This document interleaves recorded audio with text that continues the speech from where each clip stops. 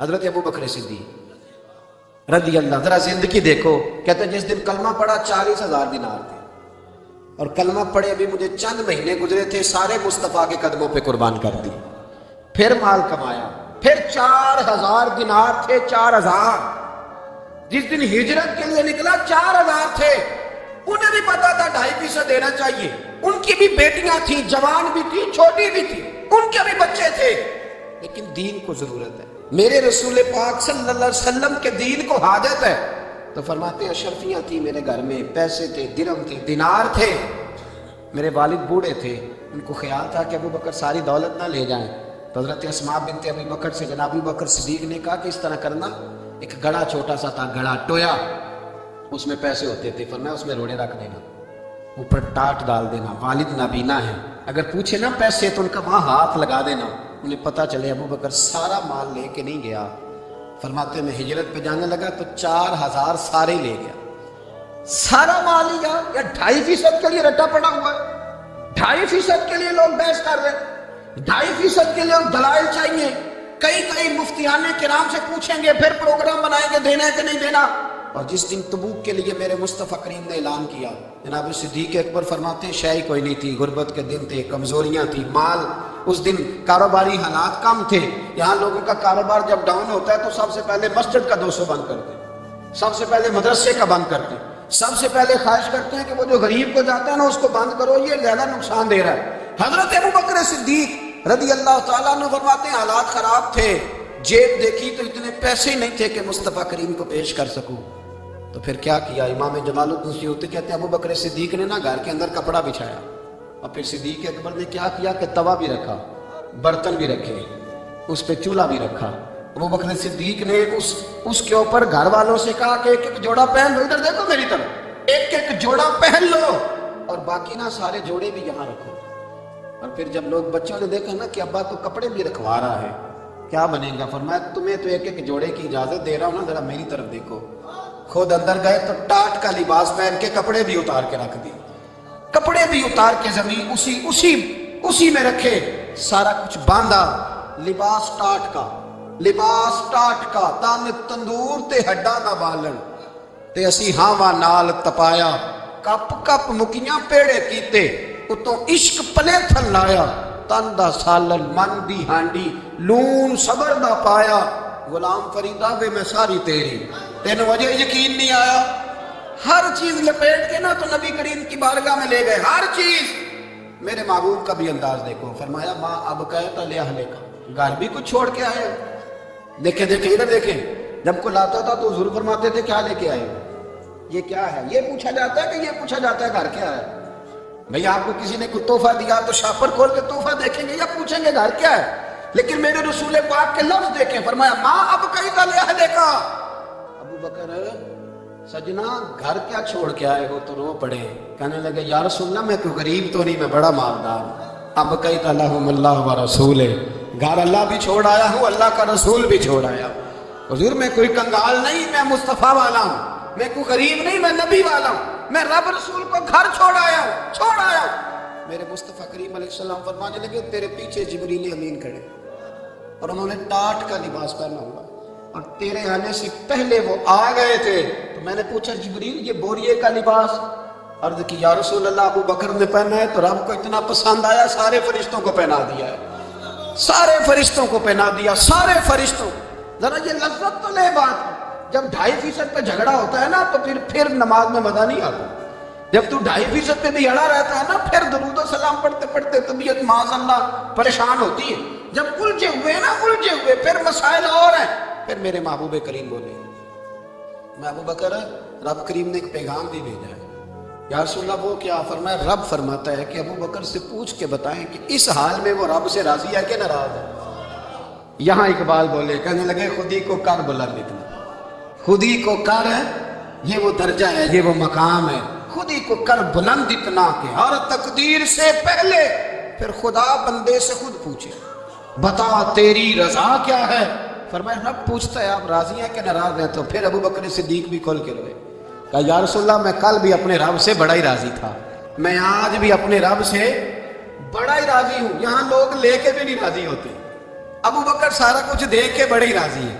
سارا کچھ دے کے، شریعت کا قاعدہ ہے کہ سارا مال آپ اللہ کے راستے میں نہیں دے سکتے، قانون شریعت ہے۔ حضرت ابی بن کعب نے کہا تھا یا رسول اللہ سارا دینا، فرمایا نہ بھائی چوتھا حصہ دے، 3 حصے بچوں کو دے۔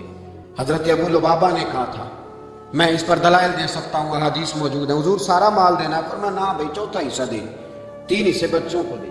حضرت سعد بن ابی وقاص نے کہا تھا یا رسول اللہ صلی اللہ علیہ وسلم میری ایک ہی بیٹی ہے، سارا اللہ کے راستے میں دیتا ہوں، فرمایا نہ 3 حصے بیٹی کو، چوتھا حصہ دے، تیرے بچے لوگوں کے ہاتھ دیکھے میں گوارا نہیں کرتا۔ ان سے کہا کہ چوتھا حصہ دو تب قبول کروں گا۔ ابو بکر صدیق سے فرمایا تو سارے لے آ، تیرا سارا ہی قبول ہے، تو سارے لے آ تیرا۔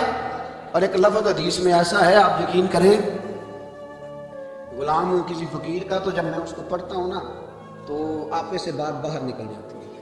حضور کا ایک فرمان ہے، جب اس پر توجہ آتی ہے نا تو مطلب یہ کہ لفظ جو ہے نا وہ ٹوٹ جاتے ہیں، بکھر جاتے ہیں، اور دل کہتا ہے کہ نہیں یہ جو ہے نا یہ معراج ہے، یہ اصل ہے، یہ حقیقت ہے۔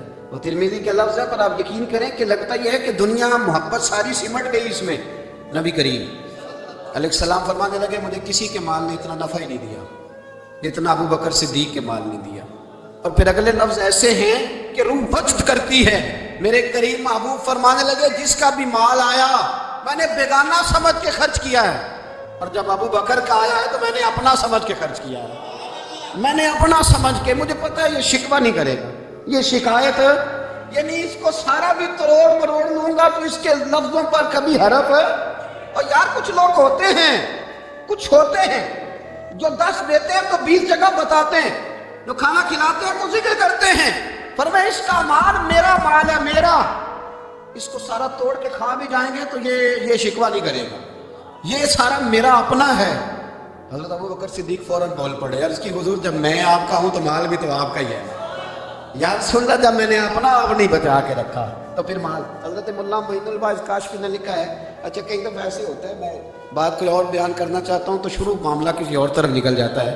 ملا معین الباز کاشفی نے لکھا ہے کہ وہ جو سانپ تھا نا غار ثور میں، وہ 600 سال سے بیٹھا ہوا تھا۔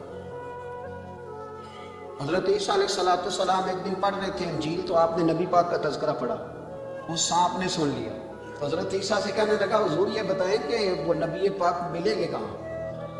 تو حضرت عیسیٰ فرمانے لگے کہ مکے میں آئیں گے اور مدینے میں رہیں گے۔ تو کہا ملاقات کیسے ہو سکتی ہے؟ فرمایا چلا جا مکے۔ تو وہ سانپ 600 سال غار ثور میں، اس نے 70 جگہ پہ سوراخ کیے۔ کتنے سال؟ کتنے سال بیٹھا رہا؟ بول کے بتائیے۔ آپ 6 گھنٹے بیٹھ کے دکھائیں، سوال ہی نہیں پیدا ہوتا۔ ہم بڑے کمزور ہو گئے، ہمارے لیے معاملہ بڑا اور طرح کا ہے، ہماری مرضی کا کوئی بات کرے تو ہم اس سے راضی ہیں، انتظار کرنا اور یہ سارے کام کرنا یہ تو بڑا مشکل معاملہ ہے، یہ تو بڑی عجیب سی کیفیت ہے۔ میرے اساتذہ رحمۃ اللہ تعالیٰ نے 2015 میں کراچی تشریف لائے، میں اپنے ایک سنگی کو لے کے پہنچ گیا، چھوٹا موٹا مولوی میں بھی ہوں۔ صبح میں 7 بجے کے 8 بجے ہم وہاں پہنچ گئے، حضرت آرام فرما رہے تھے، نمازیں انہوں نے اندر ادا فرمائی ساری، ظہر بھی ہوئی، پھر عصر بھی ہوئی، پھر مغرب بھی ہوئی، پھر عشاء بھی ہوئی۔ عشاء کے بعد وہ سنگی ہم سے کہنے لگے کہ آپ کتنا انتظار کریں گے؟ تو میں نے کہا کہ انتظار تو کرتا ہے بڑا آدمی، بڑے لوگ انتظار کرتے ہیں، تو چھوٹے لوگ تو اطاعت کرتے ہیں، ہم چھوٹے ہیں تو ان کی میزبانی ہے، اگر زیارت ہو جائے تو تب بھی ٹھیک ہے، اگر وہ کہیں نہیں ملنا، میرے سنگی ساتھ موجود تھے، صبح سے کرے عشاء کے بعد کا وقت آ نہیں انہوں نے ملنا تو پھر بھی ٹھیک ہے، وہ ہس بولے تھے وہ مہربانی نہیں تو اساں تے لاڑ ہی لڑا ہوئے ہیں، اس کی مہربانی ہے، اگر بات ہو جائے تو ٹھیک ہے ورنہ کوئی معاملہ نہیں۔ تو عشاء کی نماز کے بعد انہوں نے ہمیں یہ کہا کہ پیغام آیا کہ محفل میں جہاں حضرت جا رہے ہیں وہیں ملاقات ہوگی، تو ہم نے کہا یہ بھی بڑی نعمت ہے، جلوہ دیکھنا بھی بہت بڑی سعادت ہے، اس لیے کہ ہمیں پتہ ہے کہ وہ کیفیت کیا ہے، رنگ کیا ہے، ان کا انداز کیا ہے۔ پیچھے جا کے بیٹھ گئے تو پھر ان کا حکم آیا کہ اس کو ذرا آگے آگے۔ جب میں اسٹیج پہ گیا تو فرمانے لگے مجھے سویرے ہی پتا تھا آپ آ گئے، کوئی حرج نہیں، اتنا کوئی انتظار تو بندہ کر ہی لیتا ہے۔ آپ یقین کریں وہ دل کی جو لذت ہے نا وہ آج تک گئی نہیں طبیعت سے، وہ سرور گیا نہیں۔ کبھی کبھی سوچتا ہوں کہ اس سے ڈبل بھی انتظار کبھی ہو جائے، پر ایک دفعہ زیارت پھر نصیب ہو جائے، کبھی کبھی یہ سوچتا ہوں۔ 600 سال وہ سام بیٹھا رہا، 600 سال اور 70 اس نے سوراخ کیے غار ثور، لیکن وہ بھی عاشق تھا نا۔ اور یہاں معاملہ یہ تھا کہ ابو بکر صدیق دعا مانگ کے گئے تھے کہ میں نے کسی کو موقع نہیں دینا، ایک میں ہوں گا دوسرا میرا یار ہوگا۔ وہ غار ثور کی تو لذت ہی یہ والی تھی، ایک میں ایک میرے محبوب، اس نے 70 سوراخ کیے ہوئے تھے. جناب ابوبکر صدیق نے کہا سوراخ ٹھہرے، میں ذرا بھی آیا صفائی کر کے. تو نبی کریم علیہ السلام رکے تو حضرت ابوبکر صدیق نے کہیں پگڑی پھاڑ کے رکھی، کہیں چادر پھاڑ کے رکھی، اتنے سوراخ بند کیے تو جو ایک رہ گیا وہاں ایڑی رکھ دی. تو اب وہ صاحب بھی شکوہ کرنے لگا کہ یار تو بھی کوئی نرالا ہی عاشق ہے کہ میں نے تو کسر ہی کوئی نہیں چھوڑی تھی، 70 سوراخ کیے تھے اور تو نے بھی کمال ہی کر دی ہے، یہ سارے ہی بند کر دیے، جو بچ گیا اس پہ ایڑی رکھ دی. اس نے پتہ نہیں کتنے ڈنگ مارے. سام کا جب ڈنگ لگتا ہے تو وجود میں بہت زیادہ گرمی پیدا ہوتی ہے. گرمی حضرت ابوبکر صدیق کے بارے میں ہمارے شارحین نے لکھا روئے نہیں، وجود اتنا گرم ہوا کہ آنسو ٹپک پڑے. نبی کریم صلی اللہ علیہ وسلم نے فرمایا ہٹا نا ذرا پیر. پھر انہوں نے ہٹایا تو میرے مصطفیٰ میں جواب دہان لگایا. مولانا معین الواعظ کاشفی رحمۃ اللہ علیہ فرماتے ہیں کہ جب انہوں نے قدم ہٹایا نا تو پھر وہ سانپ باہر نکلا، اپنا سر نکالا اور کھڑا ہو کے حضور کا دیدار کرنے لگا. نبی کریم نے فرمایا تیرا کام ہو گیا، اب تو جا، مجھے اور ابوبکر کو رہنے دے. وہ نکل گیا. یہ کیفیات ہے، یہ محبت ہے، یہ وابستگی ہے، یہ سوز ہے، یہ درد ہے. یارو یہ میں کہا کرتا ہوں کہ یہ چیز جینے کا بھی مزہ دیتی ہے، مرنے کا بھی مزہ آتا ہے. مرنے کا بھی مزہ، سرور آتا ہے انسان اس میں. جب یہ کیفیات شامل ہوتی ہے نا، رنگ اور ہوتا ہے، درد اور ہوتا ہے، ذائقہ اور ہوتا ہے، کیفیت اور ہوتی ہے، پھر کوئی شوق نہیں رہتا اعلیٰ کپڑوں کا، بڑی گاڑی کا، لمبے چوڑے معاملات کا. پھر تو انسان ڈھونڈتا پھرتا ہے کوئی مجھے محبوب کی بات سنائے، کوئی اس کی شان میں کوئی شعر سنائے، کوئی اس کا ذکر سنائے، کوئی مل جائے نا کبھی کہ میرے تال چھیڑ دے، کوئی ملے، کوئی بات کرے، کوئی ذکر کرے. پھر انسان ڈھونڈتا پھرتا ہے ان لفظوں کو، ان لوگوں کو جو پکڑ کے دروازہ رسول صلی اللہ علیہ وسلم کی بارگاہ تک لے جائیں. بڑا پیار کیا میرے قریب محبوب. حضرت علی المرتضیٰ شیر خدا فرماتے ہیں میٹنگ بیٹھی تھی بدر والے دن، ہم بات کر رہے تھے خطرہ کہاں ہے، دلیل لوگوں کی ڈیوٹی کہاں لگائی جائے. شیر خدا بھی چاہ رہے تھے کہ میں وہاں ڈیوٹی دوں گا، تو کہتے ہیں سمجھ آئی کہ سب سے زیادہ خطرہ نبی کریم علیہ السلام کے عریش مبارک کا ہوگا، حضور کے خیمے کو، چھپر مبارک کو. قریش مکہ سب سے زیادہ حملے وہاں کریں گے جہاں حضور ٹھہرے ہوں گے. طے ہو رہا تھا کس کی ڈیوٹی لگائے، کس کو وہاں ذمہ داری سونپے. کہتے ہیں ہم بات کر رہے تھے اور میں تیار تھا وہاں جانے کو، اچانک ابوبکر صدیق آ گئے. کیا باتیں ہو رہی ہیں؟ تو ہم نے کہا جناب ہم پروگرام بنانے کہ وہاں ڈیوٹی کس نے کرنی ہے. تو فرمانے لگے یہ کرنے والی بات ہی کوئی نہیں، میں نے تو عرض کر بھی دیا نبی پاک کی بارگاہ میں کہ یا رسول اللہ جہاں ڈیوٹی میں ہی کروں گا. تو حضرت ابو درداء رضی اللہ تعالیٰ عنہ عرض کرنے لگے حضرت ابوبکر صدیق سے کہ حضور آپ کے ساتھ کون ڈیوٹی کرے گا؟ فرمانے لگے کسی کی بھی ضرورت نہیں، کوئی ماں لال جنا ہی نہیں، کوئی جنا ہی نہیں ماں لال جو ابوبکر کے ہوتے ہوئے نبی پاک تک پہنچ جائے، کسی کی جرأت ہی نہیں. میں اکیلا کافی ہوں مصطفیٰ کریم کے خیمے کا پہرا دینے کے لیے. یہ اعزاز، یہ شان، یہ لطافت. اور میرے نبی کریم علیہ السلام نے بھی پر حضرت ابوبکر کو چاہا تو کمال ہی کر دیا، چاہا تو کمال ہی کر دیا، کمال ہو گئی. حضرت ابو درداء کہتے ہیں ایک دن حضور علیہ السلام نے مجھے فرمایا ابو درداء یہ تو نے آج کیا کیا؟ حضور کیا ہوا؟ فرمایا آج تو گلی میں چل رہا تھا اور ابوبکر صدیق کے آگے آگے چل رہا تھا، گلی میں ابوبکر کے آگے آگے چل رہا تھا. یا رسول اللہ صلی اللہ علیہ وسلم کیا ہوا؟ فرمایا نہ کسی پہ سورج طلوع ہوا نہ غروب ہوا جو میرے ابوبکر سے افضل ہے. خبردار اس کے آگے نہیں چلنا، ابوبکر صدیق کو کمر نہ ہونا چاہیے. شاہ ولی اللہ صاحب نے ایک بات لکھی ہے، بڑی نرالی ہے، وہ بڑی نرالی. مثل تعویذ ہوتے ہیں نا کچھ لوگ، جب بھی ملتے ہیں شفا ہوتی ہے. بڑی شاندار عجیب بات لکھی ہے. حضور صلی اللہ علیہ وسلم نے ایک دن فرمایا کہ وقفے سے ملا کرو محبت بڑھتی ہے.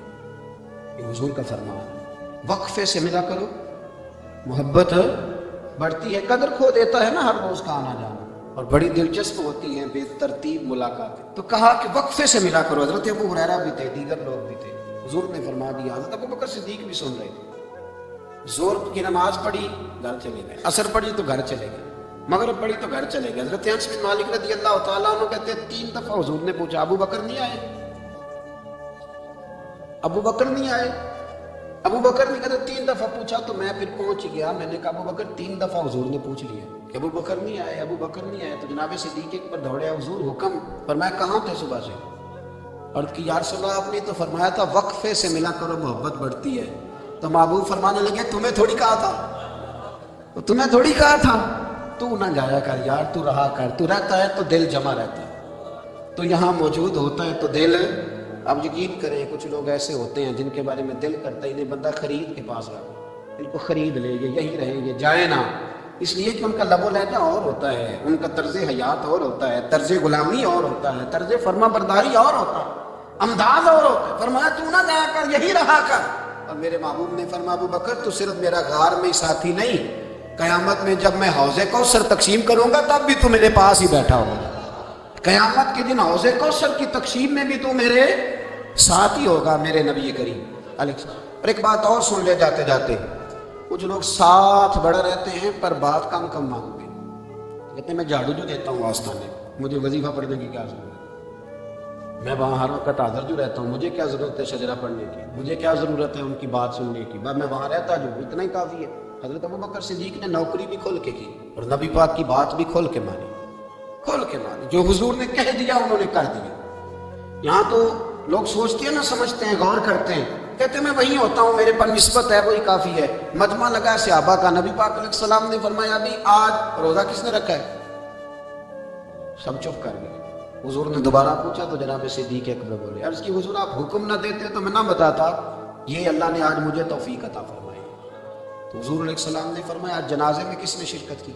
لوگ خاموش ہو گئے۔ تو حضور علیہ السلام نے دوبارہ پوچھا، عرض کی حضور آپ حکم نہ دیتے تو نہ بتاتا، یہ اللہ نے توفیق مجھے عطا فرمائی۔ فرمایا آج کس نے مسکین کو کھانا کھلایا ہے؟ عرض کی یا رسول اللہ صلی اللہ علیہ وسلم حکم نہ دیتے تو نہ بتاتا، یہ اللہ نے مجھے توفیق عطا فرمائی۔ فرمایا کس نے آج لوگوں کو دین کی دعوت دی، اسلام کی طرف بلایا، پیغام دیا، کون ہے؟ عرض کی حضور اگر آپ حکم نہ دیتے تو میں نہ بتاتا، یہ بھی خدمت اللہ نے مجھے عطا فرمائی ہے۔ تو نبی کریم علیہ السلام نے فرمایا ابو بکر سن، قیامت کے دن ایک دروازہ جنت میں ایسا ہوگا جہاں سے صرف روزے دار گزریں گے، ایک ایسا ہوگا جس سے صرف نمازی گزریں گے، ایک ایسا ہوگا جس سے صرف حاجی گزریں گے، ایک سے سخاوت کرنے والے گزریں گے۔ لیکن جب تو آئے گا نا تو جنت کے ہر دروازے سے آواز آئے گی کہ ادھر سے داخل ہو جائے، ادھر سے ہر دروازے سے آواز آئے گی، اس لیے کہ مجموعی طور پر عمل کیا زندگی میں، مجموعی طور پر۔